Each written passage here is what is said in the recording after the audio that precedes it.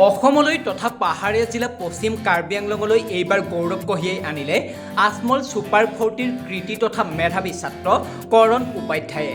পশ্চিম কাৰ্বি আংলঙৰ পিছপৰা মাইলুৰ বাসিন্দা তথা আজমল ছুপাৰ 40ৰ কৃতি ছাত্ৰ হৈছে কৰণ উপাধ্যায়।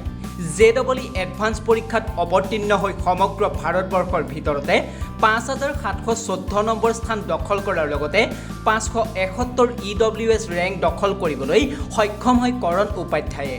উল্লেখযোগ্য যে চলিত বৰ্ষত আজমল ছুপাৰ 40ৰ পৰা ২৭ গৰাকী পৰীক্ষাৰ্থী JEE মেইনছৰ প্ৰৱেশ পৰীক্ষাত অৱতীৰ্ণ হৈছিল যদিও ইয়াৰে ১৮ গৰাকী উত্তীৰ্ণ হৈ স্থান লাভ কৰিবলৈ সক্ষম হৈছে।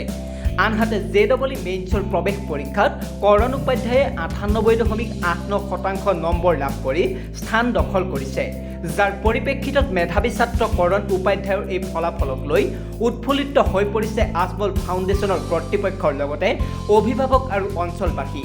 আজমল ছুপাৰ 40ক গৌৰৱান্বিত কৰা ছাত্ৰ কৰণ উপাধ্যায়ক আজমল ফাউণ্ডেশ্যনৰ সঞ্চালক ফজলুল ইছলাম সহ এটা সজাতি দলে কৃতি ছাত্ৰগৰাকীৰ ঘৰত উপস্থিত হৈ ছাত্ৰগৰাকীক জাপি গামোচা আদিৰে বিপুল সম্বৰ্ধনা জনায়।